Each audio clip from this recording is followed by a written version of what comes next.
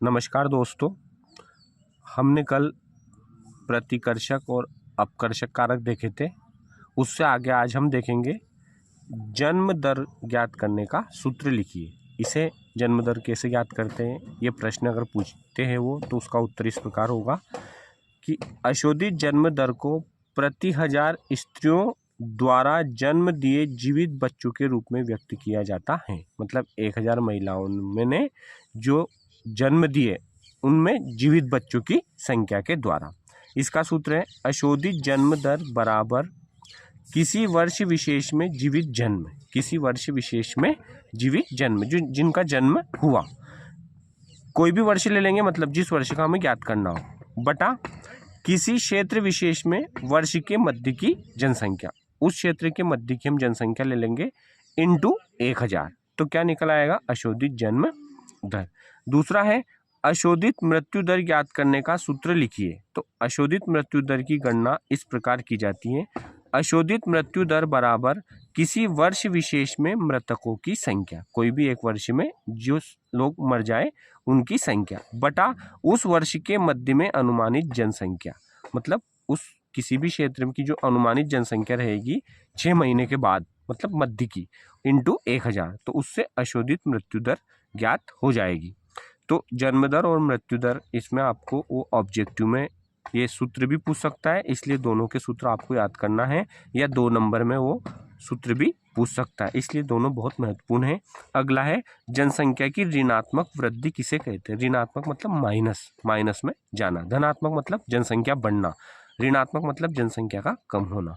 यदि 2 समय अंतराल के बीच जनसंख्या कम हो जाए तो उससे जनसंख्या की ऋणात्मक वृद्धि कहते हैं। जैसे मान लो 2011 और 2001 की जनसंख्या और 2011 की जनसंख्या की यदि हम गणना करेंगे, मान लो 2011 की जनसंख्या 2001 से कम हो जाए तो उसे हम ऋणात्मक जनसंख्या वृद्धि कहेंगे, और यदि बढ़ गई तो उसे हम धनात्मक जनसंख्या वृद्धि कहेंगे। अगला है इसमें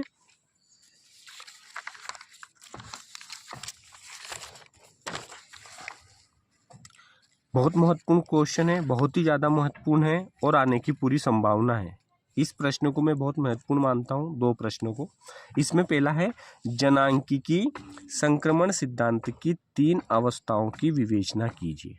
जनांकिकी संक्रमण सिद्धांत ये है, इसका एक बार CBSE में जब मैं नवोदय में था तो उसका प्रश्न पूछा गया था कि ये किस काम में आता है।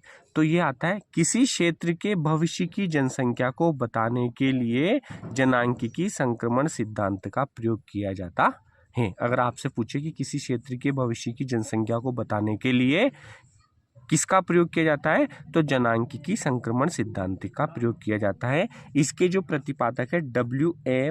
थॉमसन 1929 और फ्रैंक W. नोएस्टिन ने इस सिद्धांत को दिया था। उन्होंने 3 अवस्था बताई थी। उसमें पहली अवस्था थी जनांकिकी संक्रमण की 3 अवस्थाओं की विवेचना इस प्रकार है। प्रथम अवस्था जब प्राचीन समाज की बात हो रही, जब बहुत पुराना समय था, उच्च जन्म दर था और उच्च मृत्यु दर होने के कारण जनसंख्या वृद्धि धीमी होती है। मतलब उस समय क्या होता था कि जन्म दर भी बहुत ज़्यादा थी और मृत्यु दर भी बहुत ज़्यादा थी। मतलब जो मृत्यु दर क्यों ज़्यादा थी, क्योंकि उस समय स्वास्थ्य सुविधाओं की कमी थी। अधिकांश लोग खेती में कार्यरत होते हैं, सही बात है, खेतीहर मजदूर, आदिम समाज था उस समय, तो अधिकांश लोग किससे जीवन यापन करते थे, कृषि से करते थे।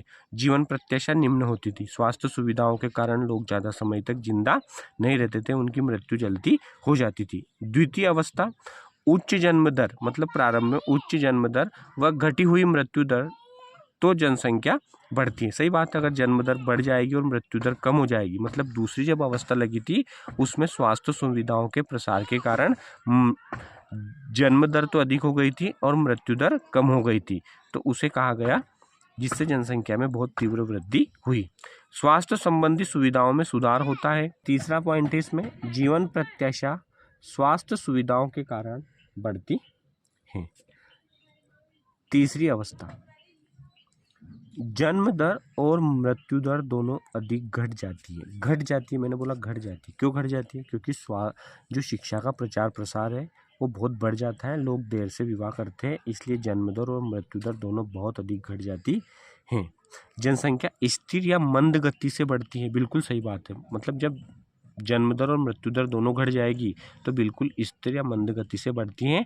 तकनीकी ज्ञान में वृद्धि हो जाती है। जो टेक्नोलॉजी है, तकनीकी ज्ञान है, जो प्रारंभिक अवस्था में या प्रथम अवस्था में जिसका अभाव था उसमें ये बहुत ज़्यादा बढ़ जाती है, इसलिए तकनीकी ज्ञान में वृद्धि हो जाती है। ये 3 विशेषताएं मैंने बता दी। इसमें 1 नंबर का प्रश्न भी पूछ सकता है वो, बांग्लादेश व वर्षावनों के देश, वर्षावनों के देश मतलब अफ्रीकी देश, जनांकिकी संक्रमण की किस अवस्था में है? तो हम इसको कहेंगे प्रथम अवस्था में है। पेरू, केन्या, भारत, श्रीलंका किस अवस्था से गुजर रहे हैं? ये दूसरी अवस्था से गुजर रहे हैं। ये भी बहुत महत्वपूर्ण प्रश्न है। कनाडा, जापान, संयुक्त राज्य अमेरिका और यहाँ ऑस्ट्रेलिया किस अवस्था से गुजर रहा है? तो ये तीसरी अवस्था से गुजर रहा है।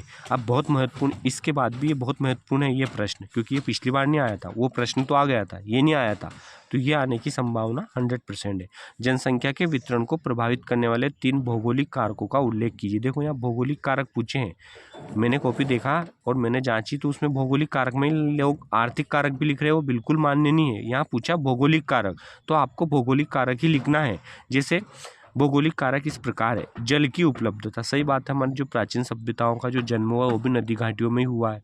तो जहाँ जल, खाना पीना, नहाना, कृषि करना, औद्योगिक क्षेत्र बहुत ज़्यादा महत्वपूर्ण है। तो जहाँ जल की उपलब्धता आसानी से हो जाएगी वहाँ जनसंख्या बहुत अधिक निवास करेगी। भू आकृति, भू आकृति का मतलब होता है मैदानी भाग। जहाँ पर समतल भाग होगा वहाँ जनसंख्या अधिक रहेगी, क्योंकि कृषि कार्य, रेल परिवहन, सड़क परिवहन, इनका आसानी से निर्माण किया जा सकता है और मैदानी क्षेत्र में जनसंख्या अधिक पाई जाएगी। और आपने देखा होगा पहाड़ी क्षेत्र, जो बड़ी बड़ी पहाड़ियाँ होती हैं वहाँ पर जनसंख्या विरल पाए जाते हैं।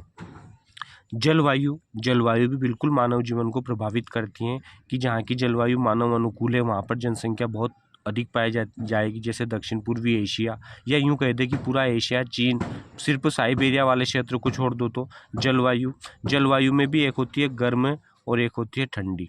अगर बहुत ज़्यादा गर्म जलवायु है तो जनसंख्या बहुत कम पाई जाएगी, यदि बहुत ठंडी जलवायु है तो बहुत कम जनसंख्या पाई जाएगी। लेकिन जलवायु यदि अनुकूल रहेगी तो वहाँ जनसंख्या बहुत पाई जाएगी।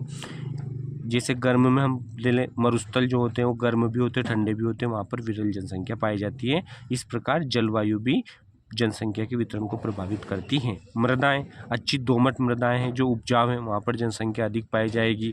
जो रेगिस्तानी भाग है, अब राजस्थान भारत का सबसे बड़ा क्षेत्र होने के बाद भी वहाँ जनसंख्या कम है। ऐसे अफ्रीका, सहारा, मरुस्थल, यहाँ पर जनसंख्या, मृदाएं उपजाऊ नहीं है तो लोग कम निवास करते हैं। और जहाँ मृदाएं जैसे गंगा का जो मैदान है बहुत अधिक जलोढ़ मिट्टी है और बहुत अधिक उपजाऊ है, इधर महाराष्ट्र में बहुत अधिक उपजाऊ है, तो यहाँ जनसंख्या अधिक पाई जाती है। इसलिए भौगोलिक कारक में आप क्या लिखोगे? जल की उपलब्धता, भू आकृति, जलवायु, मृदाएं, जिसका सीधा सीधा संबंध प्रकृति से जुड़ा होता है, इसे कहा जाता है भौगोलिक कारक। इसी प्रकार दूसरा प्रश्न है इसमें, जनसंख्या के वितरण को प्रभावित करने वाले 3 आर्थिक कारकों का उल्लेख कीजिए। बिल्कुल आर्थिक कारक, जिससे धन की प्राप्ति होती है, अर्थ की प्राप्ति होती है, जिससे व्यक्ति का विकास सीधा सीधा जुड़ा होता है। तो उसमें है जनसंख्या वितरण को प्रभावित करने वाले 3 आर्थिक कारक है। सबसे पहले खनिज है, सही बात है, जहाँ खनिजों का निक्षेप हो मतलब जमाव, जिन क्षेत्रों में खनिजों का जमाव है वह उद्योगों को आकर्षित करते हैं। खनन का मतलब होता है जो पृथ्वी के अंदर दबे पड़े खनिज हैं उनको बाहर निकालना। खनन और औद्योगिक गतिविधियां रोजगार उत्पन्न करते हैं, और रोजगार उत्पन्न करते हैं तो लोग ग्रामीण क्षेत्र से जहां पर खनिज पाए जाते हैं या जहां पर उद्योग लगे होते हैं उधर जाते हैं और बहुत अधिक जनसंख्या का वहाँ संकेंद्रण हो जाता है। उदाहरण अफ्रीका की कटंगा श्रेणी, जाम्बिया की तांबा पेटी इसका उदाहरण है। इन दोनों क्षेत्रों में बहुत अधिक खनिज पाने के कारण बहुत सारे लोग वहाँ पर रहने के लिए जाते हैं। नगरीकरण, बिल्कुल सही बात है, नगरीकरण भी आज बहुत सारे लोगों को आकर्षित कर रहा है। नए रोजगार के बेहतर अवसर, अच्छा अपना रोजगार शुरू कर सकते हो। शैक्षणिक व चिकित्सा संबंधी सुविधाएं तथा परिवहन और संचार के बेहतर साधन प्रस्तुत करते। जो नगरीकरण है वहाँ पर सड़क मार्ग बहुत अच्छा होता है, रोजगार के नए अवसर है। शैक्षणिक है, बहुत सारे लोग आजकल इंदौर जाते हैं, क्यों जाते हैं? पढ़ने के लिए जाते हैं। कोई दिल्ली जाते हैं, UPSC PSC की तैयारी करने के लिए जाते हैं, या कोई हमारे जीरापुर, खिलचीपुर या अन्य जो छोटे छोटे शहर उनमें जाते हैं। तो क्यों जाते हैं? अच्छी शिक्षा, स्वास्थ्य के लिए जाते हैं। औद्योगिकरण, बिल्कुल औद्योगिकरण भी जनसंख्या को प्रभावित करता है। औद्योगिक पेटियां रोजगार के अवसर उपलब्ध कराती है, क्योंकि जो औद्योगिक क्षेत्र है वहाँ श्रमिकों की बहुत अधिक आवश्यकता पड़ती है, तो उसकी मांग के कारण लोग औद्योगिक क्षेत्र में जाते हैं और बड़ी संख्या में लोगों को आकर्षित करती है। जापान कोबे ओसाका प्रदेश अनेक उद्योगों की अवस्थिति के कारण सघन बसा है। वहाँ बहुत सारे उद्योग है, जैसे पीतमपुर है इंदौर का, या अम्बाला जालंधर वाला क्षेत्र है, या छोटा नागपुर के पठार, जहाँ पर बहुत सारे उद्योग है, वहाँ पर बहुत सारे लोग निवास करते हैं। तो इस प्रकार खनिज, नगरीकरण और औद्योगिकरण ये तीनों आ जाएंगे किसमें, आर्थिक कारक में। तो ये तीनों आर्थिक कारक में आप लिखना इसको, यही आपकी शब्दावली होना चाहिए, यही शब्द संख्या होनी चाहिए। ये अगर 3 नंबर में पूछे, वो 4 में भी पूछे तो इस प्रकार, अगर 2 में पूछे तो इनको एक थोड़ा थोड़ा वर्णन आपको कम करना है। अभी एक लास्ट प्रश्न है, जनसंख्या वृद्धि को रोकने के उपाय बताइए। बहुत अधिक जनसंख्या बढ़ रही, पूछ लेते हैं कि जनसंख्या वृद्धि को रोकने के उपाय बताइए। तो जनसंख्या वृद्धि को रोकने को परिवार नियोजन कार्यक्रम को चलाना, लोगों में जागरूकता करना, महिलाओं के स्वास्थ्य को बेहतर करना, देर से विवाह करना, इससे भी जनसंख्या में कमी होगी, शिक्षा का प्रचार प्रसार करना। इस प्रकार अगर इस जगह वो पूछ ले कि जनसंख्या वृद्धि के कारण बताओ, तो वृद्धि के कारण में क्या आ जाएगा, सबसे पहला पॉइंट आ जाएगा पुत्र प्राप्ति की लालसा, पुत्र प्राप्ति की लालसा, अशिक्षा, मनोरंजन के साधनों में कमी। इस प्रकार जनसंख्या वृद्धि के कारण हो जाएंगे पुत्र प्राप्ति की लालसा, अशिक्षा, मनोरंजन के साधनों में कमी, जिसके कारण भी जनसंख्या बढ़ती है। धन्यवाद।